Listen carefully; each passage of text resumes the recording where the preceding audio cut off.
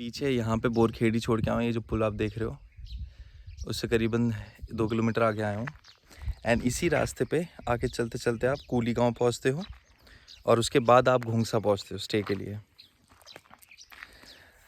अब शूलपानी में जैसा आप देख रहे हो कि 2021 में करीबन अनिल महाराज जी से जो बात करी हमने ओमकारेश्वर में, तो उनसे पता चला कि आइडेंटिटी कार्ड जितना बनाए लोगों के पिछले साल, तो करीबन 1 लाख लोग आए हैं परिक्रमा पे। खुशी की बात है, बहुत खुशी की बात है। हमें इस भक्ति को बढ़कर दिखाना चाहिए कि हमारे देश में हम ऐसे ऐसे धार्मिक यात्राओं पर चलते हैं और कैसे हम उससे अपने जीवन के बारे में सीखते हैं। हर किसी का परिक्रमा पे आना अपने अपने समय पे तय है, पर ऐसा क्यों? क्योंकि हर किसी को एक ही चीज़ नहीं चाहिए, सबको अलग अलग चाहिए। किसी को कोई ज़िंदगी में, जैसे अगर आपको एक उदाहरण के तौर पे बताऊं, तो कोई बस में जाता है, कोई ट्रेन में जाता है, कोई प्लेन में जाता है, कोई पैदल जाता है, कोई बाइक से, कोई गाड़ी से।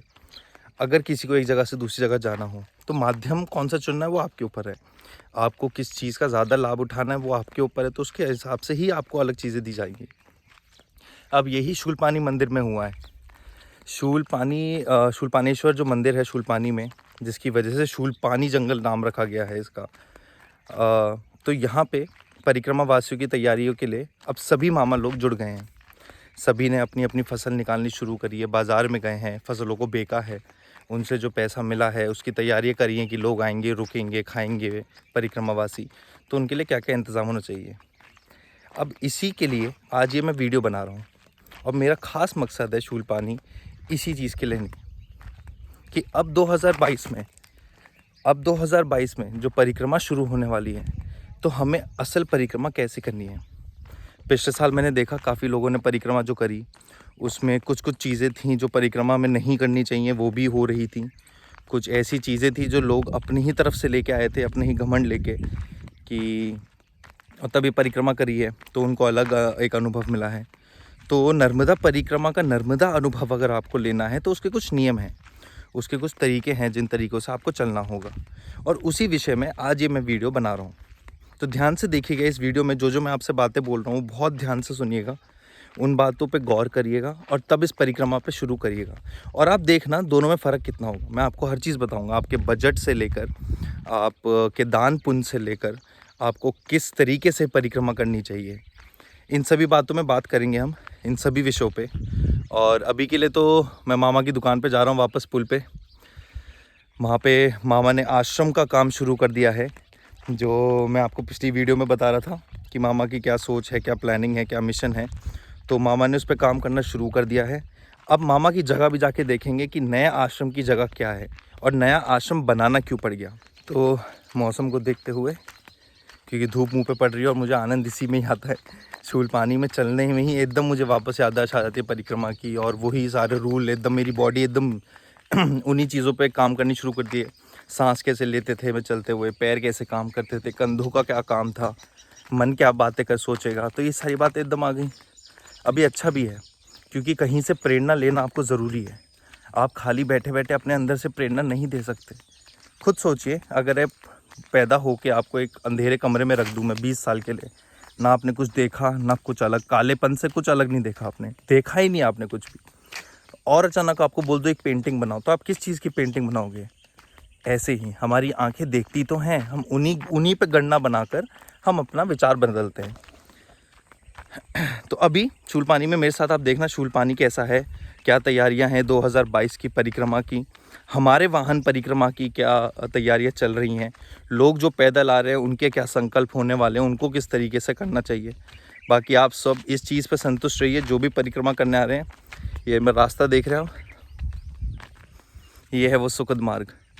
ना यहाँ पे गाड़ी, ना यहाँ पे बाइक, ना चीची, आप ये प्रगति, आपके विचार। तो तब तक के लिए नर्मदे हर, नर्मदे हर। जब से मैंने परिक्रमा शुरू करी 8 साल से, ये मेरा बहुत बढ़िया मित्र रहा है। ओ ये मामा जी के धनुष्मान एक नंबर। तो ये देखो, ये मामा आपकी उम्र कितनी हो गई? 55-56। तो 55-56 साल से मामा ऐसे धनुष बाण चला रहे थे, मामा ने खूब चलाए हैं। हमने जवानी में खूब चलाए। ये प्रत्यंजा चढ़ गई। इसमें प्रत्यंजा जो है वो भी बैम्बू स्टिक की बनी है, ऊपर से थोड़ा रस्सी का लपेट है। और ये तीर देखो, ओए होए होए होए।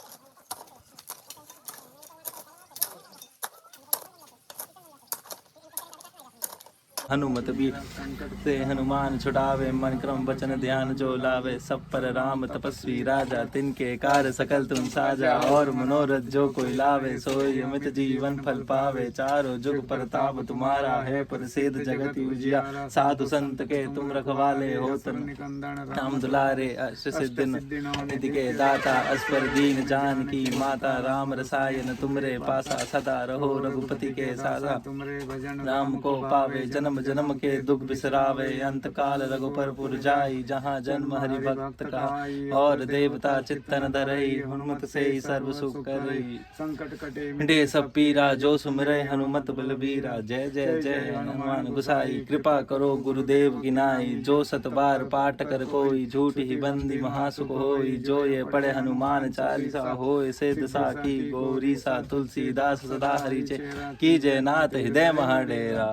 पवन तनन संकट हरन, मंगल मूर्ति रूप। राम लखन सीता सहित हृदय सुरगु। बोलो सिया रामचंद्र की जय। जय। क्या बात है मामा, ये हुई बात।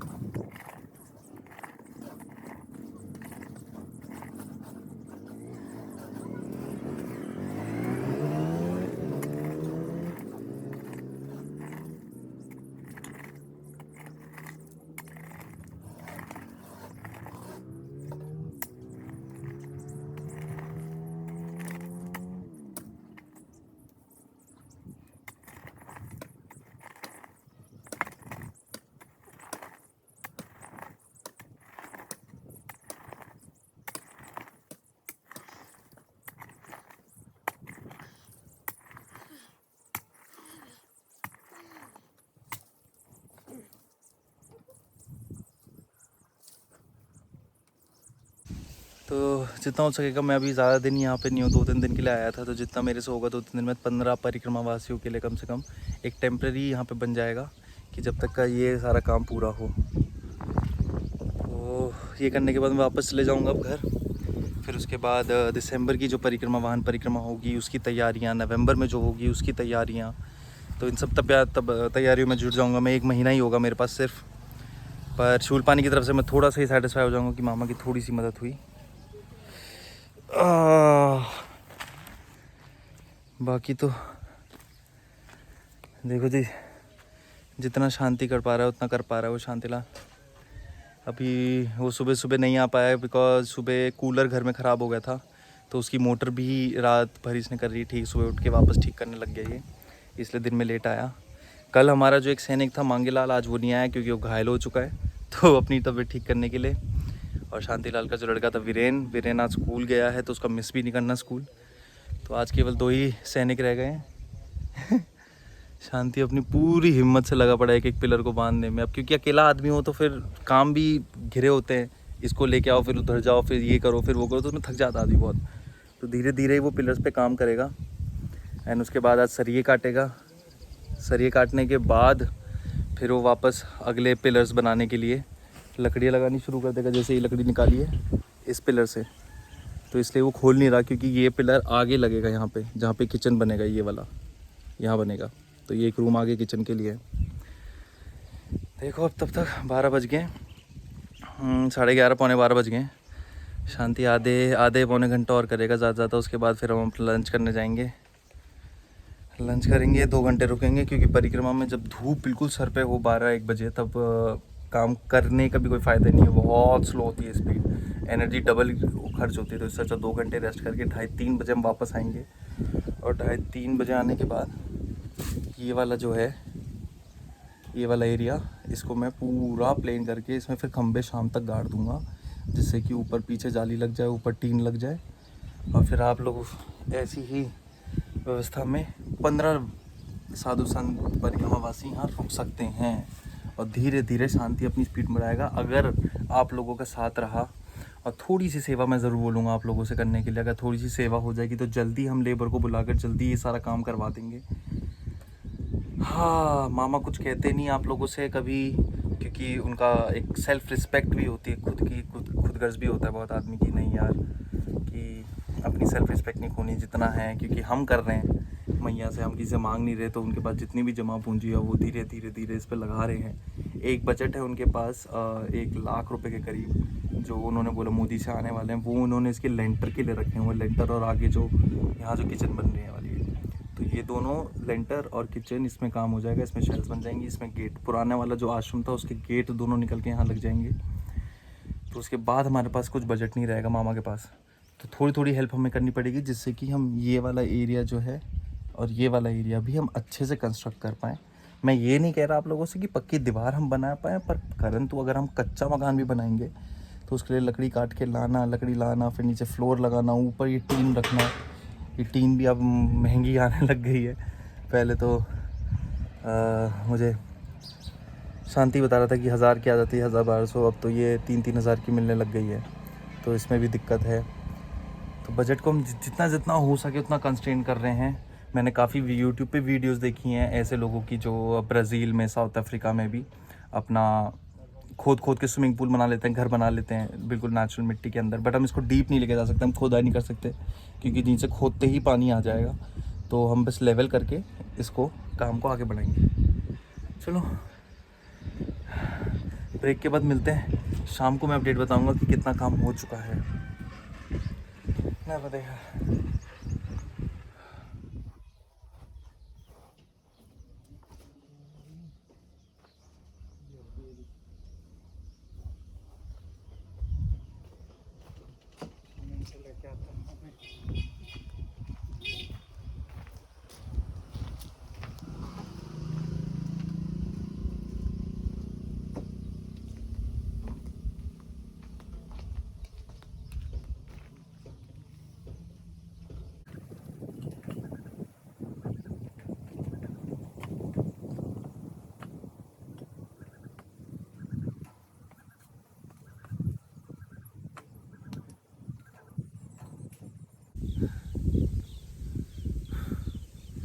शहर में कभी इतना काम करते नहीं, ऐसा शारीरिक काम करते नहीं।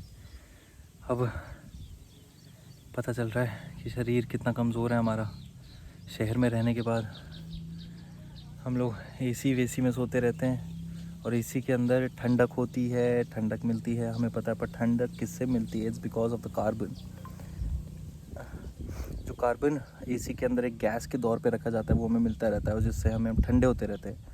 बट धीरे धीरे वो कार्बन आपको इतना गला देता है अंदर से कि आप आगे चल के तो बहुत बुरा हाल होता है। और इसीलिए वजह से हमारी धीरे धीरे बीमारियाँ पड़ जाती हैं। मैं भी कोशिश करता हूँ कि साल में एक बार ज़रूर आऊँ और जितना भी मैंने अंदर कार्बन ले रखा है एसी से, हवा से, पोल्यूशन से, कैसे भी वो जितना हो सके निकाल सकूं। और